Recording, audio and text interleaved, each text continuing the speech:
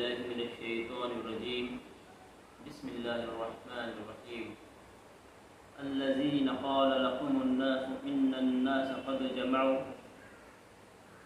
جمعوا لكم فاخشوهم فزادهم إيمانا وقالوا حسبنا الله ونعم الوكيل صدق اللہ العظیم۔ سامعین اکرام، اس وقت میں نے آپ کے سامنے سورہ آل عمران کی آیت نمبر 173 کی تلاوت کی۔ اس کا ترجمہ اس طرح سے ہے: اور وہ جن لوگوں نے کہا تمہارے خلاف بڑی فوجیں جمع کی گئی ہیں، ان سے ڈرو، تو یہ سن کر ان کا ایمان اور بڑھ گیا، اور انہوں نے کہا ہمارے لیے صرف اللہ کافی ہے اور وہی بہترین کارساز ہے۔ اس آیت کا پس منظر ہم جانتے ہیں کہ جنگ احد کے بعد کا ہے۔ جنگ احد میں اپنی فتح کو مکمل کیے بغیر مشرکین عرب واپس لوٹنے لگے۔ اس وقت ابو سفیان نے یہ چیلنج دیا تھا کہ آئندہ سال بدر کے مقام پر ہمارا صرف مقابلہ ہوگا۔ اس مقابلے کو مسلمانوں نے قبول کیا، اس چیلنج کو مسلمانوں نے قبول کیا۔ لہٰذا وقت آ رہا تھا کہ مشرکین عرب اور مسلمانان مدینہ کے درمیان مقابلہ ہوتا، لیکن کچھ حالات ایسے تھے کہ ابو سفیان جو سرداروں میں سے تھا، اس کی یہ ہمت نہیں ہو رہی تھی کہ کسی طرح سے مقابلے کے لیے آئے۔ لہٰذا اس نے ایک سازش رچی، اور وہ سازش یہ تھی کہ مسلمانوں کے صفوں کے درمیان اس نے یہ خوف پھیلانے کی کوشش کی، یہ افواہ پھیلانے کی کوشش کی کہ وہ بڑی قوت جمع کر رہے ہیں، بڑی فوج جمع کر رہے ہیں، بڑے ساز و سامان اکٹھا کر رہے ہیں، اور اگر مقابلہ ہوگا تو مسلمانوں کو سکشت فاس سے سابقہ پیش آئے گا۔ اس کی منشا یہ تھی کہ کسی بھی طرح سے مسلمانوں کے اوپر ان کا رعب بیٹھ جائے، مسلمان خوف زدہ ہو جائے، وہ گھبرا جائیں اور مقابلے کے لیے نہ آئے۔ لہٰذا ہوگا یہ کہ اگر وہ مقابلے کے لیے نہیں آئیں گے تو اس کی ناک بچ جائے گی، عزت بچ جائے گی، اور یہ کہہ سکے گا کہ مسلمان ڈر گئے اور مقابلے کے لیے نہیں آئے۔ لیکن ہوا اس کا الٹا۔ اس نے جتنا خوف پھیلانے کی کوشش کی، اتنا ہی زیادہ مسلمانوں کا ایمان بڑھ گیا۔ فزادہم ایمانا، یہ اسی طرح سے ہے جس طرح سے ہم کسی کنویں سے جب پانی نکالتے ہیں، جتنا زیادہ نکالتے ہیں اتنے ہی اس کے سوتے اتنے ہی زیادہ ابلتے ہیں۔ تو جتنا اس نے خوف پھیلانے کی کوشش کی، اتنا ہی زیادہ مسلمانوں کا ایمان بڑھ گیا، اور انہوں نے کہا کہ ہمارے لیے صرف اللہ کافی ہے اور وہی بہترین کارساز ہے۔ حسبنا اللہ، حسبنا اللہ یہ صرف ایک الفاظ نہیں ہے، یہ مسلمان کا عقیدہ ہے۔ جس رب پر ایک مومن ایمان لاتا ہے، وہی رب ایک مسلمان کو تمام مصائب و مشکلات سے بچاتا ہے، وہی رب مسلمان کی نگہبانی کرتا ہے۔ اس لیے انہوں نے یہ کہا کہ ہمارے لیے اللہ کافی ہے۔ اس آیت میں دوسرا لفظ الوکیل کا آیا ہے، اور وہی ہمارا بہترین کارساز ہے، وہی ہمارا وکیل ہے۔ وکیل کے معنی قرآن مجید میں مختلف آئے ہیں۔ اگر ہم ان کے سیاق و سباق کو پڑھیں تو وکیل کے معنی کارساز، نگہبان، محافظ، بعض مفسرین نے وکیل کے معنی لائر کے بھی کیے ہیں، اور ذمہ دار یہ ایسی ہستی جسے تمام معاملات سپرد کر دیے جائیں، یا جس پر آپ بھروسہ کر سکتے ہوں کہ وہ آپ کے معاملات کو دیکھے۔ ایسی ہستی کے بارے میں وکیل کا لفظ استعمال ہوا ہے۔ اللہ تبارک و تعالیٰ کی ذات الوکیل ہے، وہ ایسی ہستی ہے جس پر بھروسہ کیا جا سکتا ہے۔ ایک آدمی بالکل بے خوف ہو جاتا ہے، بے پرواہ ہو جاتا ہے، کیونکہ اس نے اپنا کیس، اپنا معاملہ اللہ تبارک و تعالیٰ کے سپرد کر دیا۔ اب اس کی معاملے کا نگہبان اللہ تعالیٰ ہے، اب اس کا محافظ اللہ تبارک و تعالیٰ ہے، تو آدمی بالکل بے پرواہ ہو جاتا ہے کہ جس کے سپرد اس نے یہ اپنا کیس کیا ہے وہ تمام قوتوں کا مالک ہے، وہ خدا جس کے بارے میں قرآن مجید فرماتا ہے للہ ما فی السماوات والارض، جو مالک الملک ہے، جو زمین اور آسمان میں جو کچھ ہے اس کا مالک ہے، جو مقتدر اعلیٰ ہے، جس کا اقتدار پوری دنیا پر اور پوری کائنات پر چھایا ہوا ہے، جو طاقت اور قوت کا سرچشمہ ہے، اس خدا کو اس نے اپنا کیس سپرد کیا ہے۔ وہ خدا جو مستبد دعوات ہے، جو دعاؤں کو سننے والا ہے، جو حالات کو بدلنے والا ہے، جو عزیز ہے، جو غالب ہے، جو منتقم ہے، جو قہار ہے، جو رازق ہے، جو خالق ہے، جو رحمان ہے، جو رحیم ہے۔ جب ایسی ہستی کو اس نے اپنا کیس سپرد کیا ہو، اپنا معاملہ سپرد کیا ہو، اس پر بھروسہ کیا ہو، تو کبھی نا امید نہیں ہو سکتا، کیونکہ وہ مقلب القلوب ہے، قلبوں کو بدلنے والا ہے۔ روایات میں آتا ہے کہ تمام انسانوں کے قلوب اللہ تبارک و تعالیٰ کی 2 انگلیوں کے درمیان ہے۔ اللہ جس کا چاہے اس کا دل بدل سکتا ہے، اللہ جس کے دل میں چاہے خوف پیدا کر سکتا ہے اور جس کے دل میں چاہے طمانینت پیدا کر سکتا ہے۔ تو اس معنی میں ہم نے جب اللہ تبارک و تعالیٰ کو اپنا وکیل بنا لیا تو ہمیں خوف زدہ ہونے، ڈرنے اور گھبرانے کی کوئی ضرورت نہیں۔ اللہ تعالیٰ ہمارا نگہبان ہے اور ہمارے ہر معاملے کو دیکھ رہا ہے۔ رفقۂ عزیز اور سامعین اکرام، جب آدمی کو یہ یقین ہو تو پھر اسے نا امید نہیں ہونا چاہیے۔ پھر دشمن کیسی سازشیں کیوں نہ کر رہے ہوں، پھر منافقین کوئی مسائل کیوں نہ کھڑے کر رہے ہوں، پھر کوئی کسی کے جان کے دشمن کیوں نہ بنے ہوئے ہوں، کیسے بھی حالات ہوں، کیسی بھی مصیبتیں ہوں، قدرتی مصیبتیں ہوں یا مشکلات ہوں یا انسانوں کی پیدا کرتے ہوئے مسائل ہوں، جب انسان اللہ تبارک و تعالیٰ کو اپنا وکیل بنا لیتا ہے تو پھر اسے کوئی مسئلہ، اس کے لیے کوئی مسئلہ باقی نہیں رہتا، اس کے تمام مسائل جو ہیں وہ حل ہو جاتے ہیں۔ اللہ تبارک و تعالیٰ قرآن مجید میں ارشاد فرماتے ہیں وَلِلَّهِ مَا فِي السَّمَاوَاتِ وَالْأَرْضِ وَكَفَى بِاللَّهِ وَكِيلًا، کہ زمین اور آسمان میں جو کچھ ہے اس کا مالک اللہ کی ذات ہے، اللہ تبارک و تعالیٰ ہے، اور وہی اپنے بندوں کے لیے کافی ہے، اور وہی تمہارا بہترین کارساز ہے، وہی تمہارے کاموں کو نکالنے والا ہے، تمہارے کاموں کو بنانے والا ہے، تمہیں مسائل سے نکالنے والا ہے، مصیبتوں سے نکالنے والا ہے۔ قرآن مجید میں ان لوگوں کا تذکرہ کیا ہے جو نبی کریم صلی اللہ علیہ وسلم کی محفل میں آتے تھے تو کہتے تھے کہ ہم مطیع ہیں، ہم فرما بردار ہیں، اور پھر راتوں کو جا کر مسلمانوں کے خلاف اور اسلام کے خلاف منصوبہ بندی کرتے تھے، مشورہ کرتے تھے۔ ایسے لوگوں کا تذکرہ کرنے کے بعد بھی اللہ تعالیٰ نے یہی فرمایا وَكَفَى بِاللَّهِ وَكِيلًا، اللہ تبارک و تعالیٰ ان کا بہترین کارساز۔ تو کسی کی سازشوں سے لڑنے کی ضرورت نہیں، کیسے بھی حالات آ جائیں مسلمان کو کبھی گھبرانے کی ضرورت نہیں۔ وہ حالات دشمنوں کی طرف سے ہوں، وہ حالات آفتوں کی شکل میں ہوں، وہ حالات آزمائش کے طور پر ہوں، جیسے کچھ بھی ہوں، ایک بندے کو، بندہ مومن کو اللہ تبارک و تعالیٰ پر بھروسہ کرنا چاہیے، اسی کو اپنا وکیل بنا لینا چاہیے۔ اللہ تعالیٰ کس کا بندہ بنتا ہے؟ اللہ تعالیٰ کس کا وکیل بنتا ہے؟ اللہ تعالیٰ قرآن مجید میں ارشاد فرماتے ہیں، فرمایا گیا ان عبادی لیس لک علیہم سلطان وکفی بربک وکیلا، کہ یقیناً میرے بندوں پر تجھے کوئی اقتدار حاصل نہ ہوگا، زور نہیں چلے گا، اور توکل کے لیے تیرا رب ہی کافی ہے۔ یہ شیطان کے سلسلے میں یہ بات فرمائی جب اس نے یہ چیلنج دیا تھا کہ تیرے بندے کو میں بہکانے کی کوشش کروں گا، میں چاروں طرف سے اس کو بہکاؤں گا، اس کے دل میں وسوسے پیدا کروں گا، اسے راہ حق سے بھٹکانے کی پوری کوشش کروں گا۔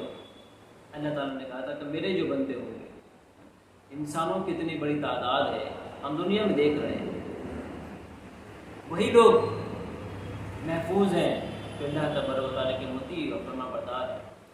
اللہ تعالیٰ نے جو ہدایت اور تعلیمات نازل کی ہیں، جو اس کی پابندی کرتے ہیں، جو شریعت کے پابند ہیں، جو خدا سے ڈرتے ہیں، ان کے دل میں اس بات کا خوف ہوتا ہے کہ ہمیں مرنا ہے اور مرنے کے بعد پھر ہم اٹھائے جائیں گے اور اپنے اعمال کا ہمیں اللہ تبارک و تعالیٰ کے سامنے حساب کتاب دینا ہے۔ ایسے فرما بردار بندوں کے لیے اللہ تعالیٰ فرماتا ہے کہ ان کی کارسازی کے لیے، ان کے کاموں کو بنانے کے لیے اللہ ہی کافی ہے، وہی ان کا وکیل ہے۔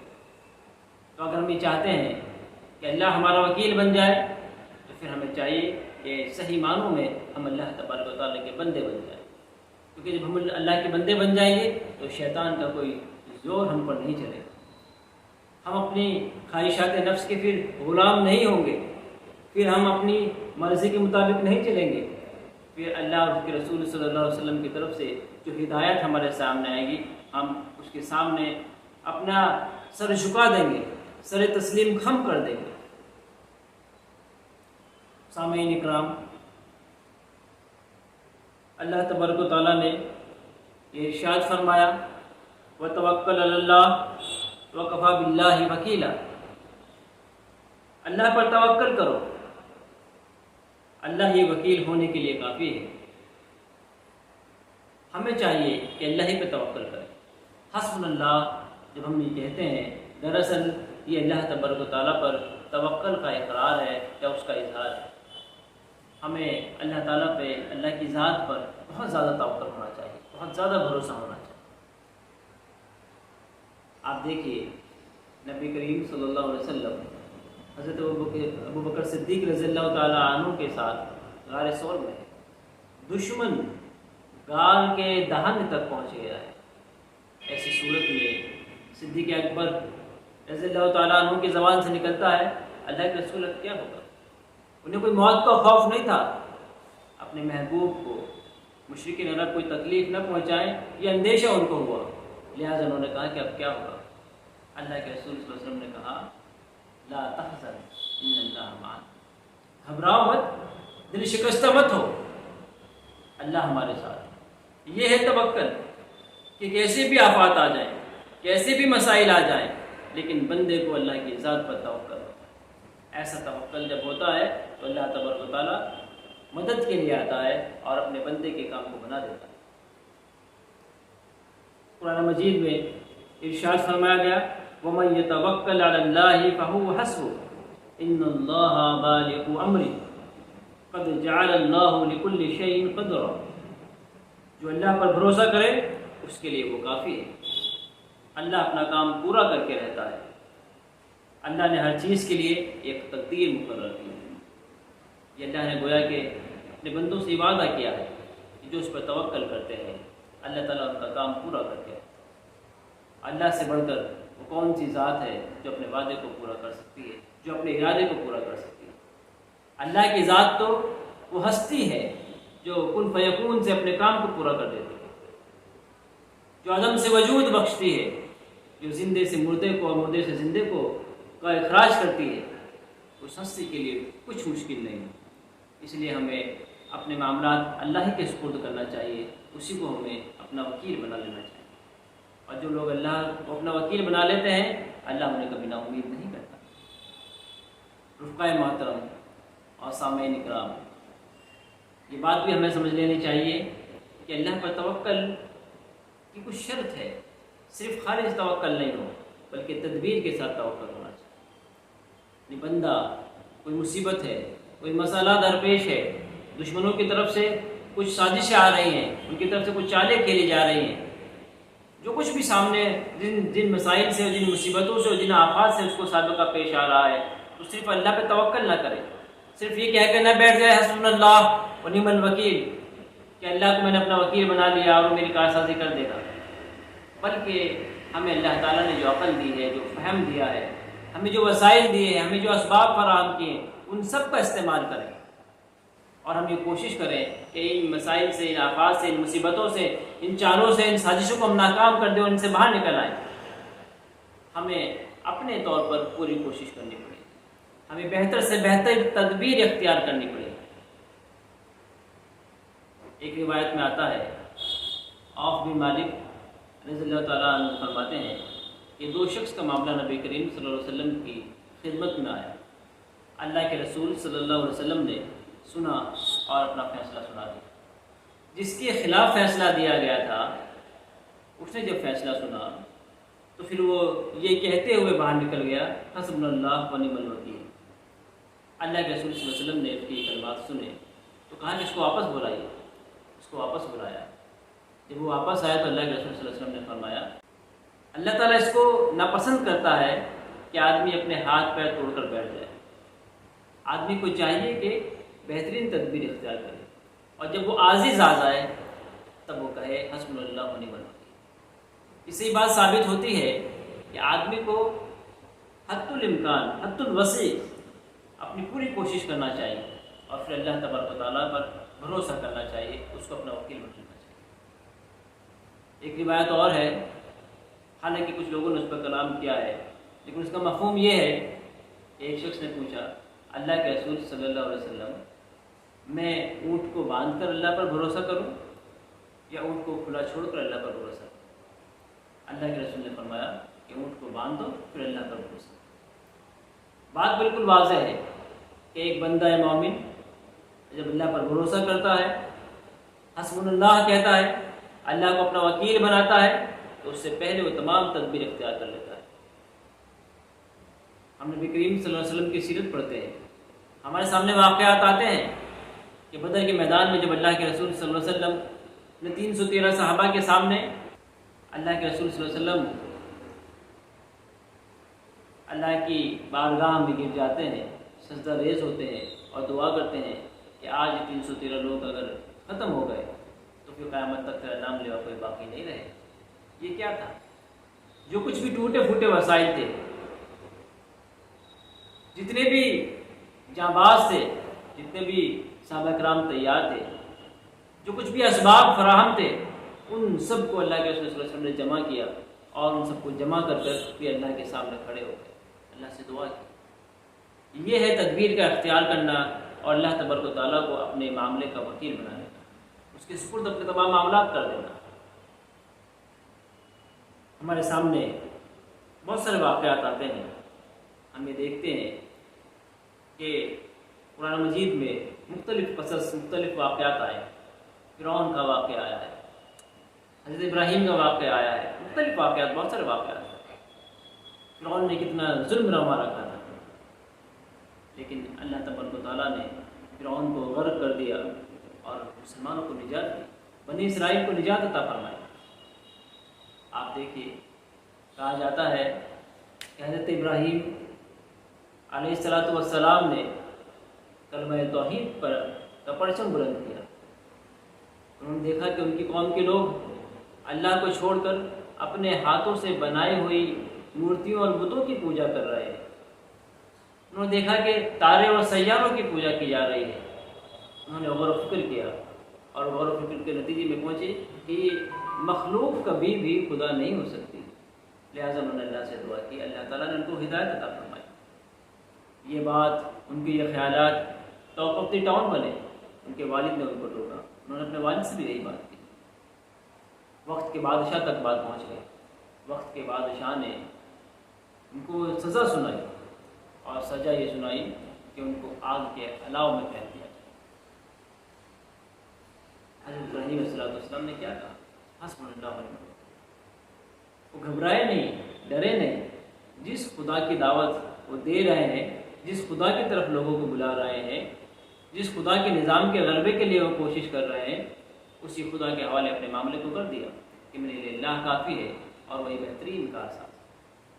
زندگی میں کوئی بھی مسئلہ درپیش ہو، زندگی میں کوئی بھی مصیبت آ جائے، دشمنوں کی کوئی بھی سازش ہمارے سامنے ہو، وہ کتنی بھی چال کھیل رہے ہوں، وہ ہماری جان کے در پر آ جائیں، ہم دشمنوں میں گر جائیں، وہ ہمارے مومن جن کے لیے تیار ہو جائے، وہ کچھ بھی کرے۔ ایک بندہ جو کچھ تدبیر کر سکتا ہے اسے تدبیر کرنی چاہیے، اور اس کلمے کو پڑھنا چاہیے، حسبنا اللہ و نعم الوکیل۔ یقین جانیے جو کچھ ہمارے حق میں بہتر ہوگا، اللہ تبارک و تعالیٰ وہی فیصلہ فرمائے گا، کیونکہ جیسے میں نے کہا کہ اللہ تعالیٰ فرماتا ہے کہ جو اللہ پر بھروسہ کرتے ہیں، اللہ تعالیٰ اپنا کام پورا کر کے رہتا ہے، اور ہر چیز کے اللہ تعالیٰ نے ایک تقدیر مقرر کی۔ لہٰذا کیسے بھی حالات آ جائیں، ہمیں اللہ پر بھروسہ کرتے رہنا چاہیے۔ اور آخری بات یہ کہ ہم جو کچھ تدبیر کرتے ہیں، ان تدبیر پر ہمیں یقین نہیں ہونا چاہیے۔ ہمارے بھروسہ تو اللہ کی ذات پر ہو، تدبیر پر نہ ہو۔ حالانکہ ہم تدبیر بہتر سے بہتر کرنے کی کوشش کریں، ہم مشورہ کریں، یہ مشورہ کرنے کا موقع نہیں ہے، تو ہمارے ذہن میں، ہمارے دماغ میں جو کچھ بھی بہترین تدبیر آ رہی ہو، جو کچھ بھی بہترین راستہ ہم نکال سکتے ہیں، اس کو نکالنے کی کوشش کریں۔ جو کچھ بھی رائے ہو اس رائے پر جم جائیں، لیکن اللہ کی ذات پر بھروسہ۔ قرآن مجید میں آتا ہے فَإِذَا عَزَمْتَ فَتَوَكَّلْ عَلَى اللَّهِ إِنَّ اللَّهَ يُحِبُّ الْمُتَوَكِّلِينَ، کہ جب وہ کسی رائے کو اختیار کر لیتے ہیں تو پھر اس پر جم جاتے ہیں، ان کا عزم اور ان کا حوصلہ بلند ہوتا ہے، اور اللہ تبارک و تعالیٰ اس پر بھروسہ کرنے والے کو پسند کرتا ہے۔ اللہ تعالیٰ بھی انہیں پسند کرتا ہے جو اس پر بھروسہ کرتا ہے۔ یہ سوال پیدا ہو سکتا ہے کہ جب ہمیں تدبیر ہی کرنی ہے، خود ہی راستہ نکالنا ہے، تو پھر اللہ پر توکل کرنے سے کیا فائدہ؟ سامعین اکرام، آپ دیکھیے کہ اللہ تعالیٰ نے ہمیں عمل کی آزادی دی ہے، ہمیں عقل دی ہے، وہ ہمارے ذریعے سے دنیا کے نظام کو بدلنا چاہتا ہے، دنیا میں کوئی تبدیلی چاہتا ہے۔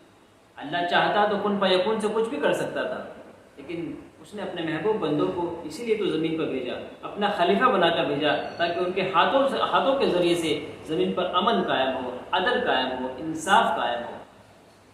وہ اپنی عقل کا استعمال کریں، وہ خود راستے تلاش کریں، لیکن ان سب کچھ کوئی بھی تبدیلی صرف اس بنا پر نہیں آ سکتی کہ اس نے بہترین تدبیر اختیار کی۔ اس کو برغبار لانے کا کام، اس کو کامیاب کرنے کا کام یہ اللہ کی ذات کا ہے۔ ایک کسان صرف ایک بیج کو جس میں کوئی جان نہیں ہوتی اس کو زمین میں ڈال سکتا ہے، لیکن وہ بیج، وہ ننھی سی کوپل جو اتنی سخت زمین کو پھاڑ کر باہر نکلتی ہے، یہ کام تو اللہ کی ذات کا ہے۔ وہی اللہ ہے جو سورج کا انتظام، اس کی روشنی کا انتظام کرتا ہے، چاند کی ٹھنڈک کا انتظام کرتا ہے، زمین کو ہموار کرتا ہے، زمین میں ایسے مادے پیدا کرتا ہے۔ پوری کائنات، پورا نظام مل کر اس ایک بیج کو باہر نکالنے کے لیے جو کوشش کرتا ہے، اس بیج کو جو ایک پیڑ بنانے کے لیے جو پورا پروسیس ہوتا ہے، یہ انسان نہیں کرتا، یہ کسان نہیں کرتا، یہ اللہ کی ذات ہے۔ اس لیے ہمیں تدبیر کرنا چاہیے، اور پھر اس تدبیر کے بعد اللہ کی ذات پر ہمیں بھروسہ کرنا چاہیے۔ کسی نے ٹھیک ہی کہا ہے، کیا غم ہے اگر ساری خدائی ہو مخالف، کیا غم ہے اگر ساری خدائی ہو مخالف، کافی ہے اگر ایک خدا میرے لیے ہے۔ وآخر دعوانا ان الحمد للہ۔